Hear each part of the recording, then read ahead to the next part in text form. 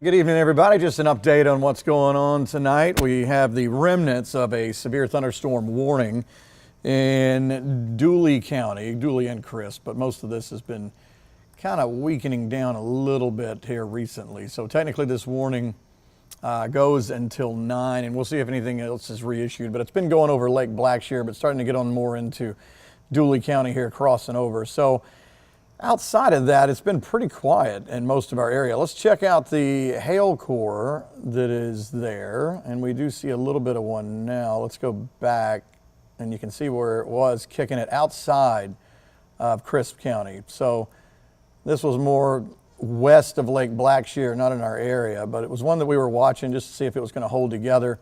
And then it's just been barely clipping Crisp County and now making its way more toward Dooley. So that warning continues for another 3 minutes or so here, and we'll see if anything else gets issued. Other storms, not severe, going to be in Dodge, Telfair counties here with some lightning going on there. As far as the hail is concerned, don't see any hail in there. There was a little bit right there for just a few minutes, pea-size on the Dodge Telfair line. As we go forward, though, we've seen that kind of fall apart. So pulse thunderstorms, mean they just kind of pulse up for a little bit, and then sort of weaken back down again. We did have those storms earlier in our northern half for Monroe on over into parts of Bibb, Jones, Jasper, and a little bit of Putnam and Baldwin there, but all that's made its way on off toward the north and east and falling apart pretty rapidly too. But as we come down here, these storms are all kind of riding in from the southwest. We'll see if they hold together as we go on through tonight.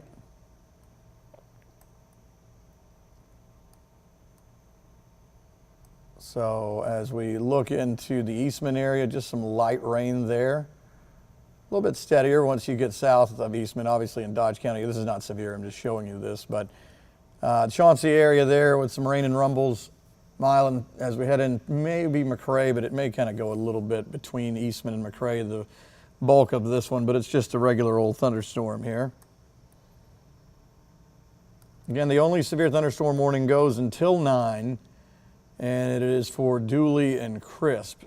And the hail core has come down a pretty good bit over the past little bit. So we'll see.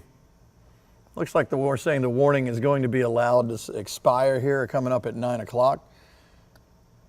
That's all right. Served as a good update anyway for how it looks for tonight. Again, these kind of the summertime pattern storms, the models try to do the best they can, trying to figure out how it could play out later. The high-res model has a pretty good take on it so far. Let's go forward as we get into 10, 11. It looks like it's going to be having a hard time to hold together. So I go backwards here again from now over the next couple of hours. Looks like things are going to weaken down. So this may end up being the only warning that we have tonight.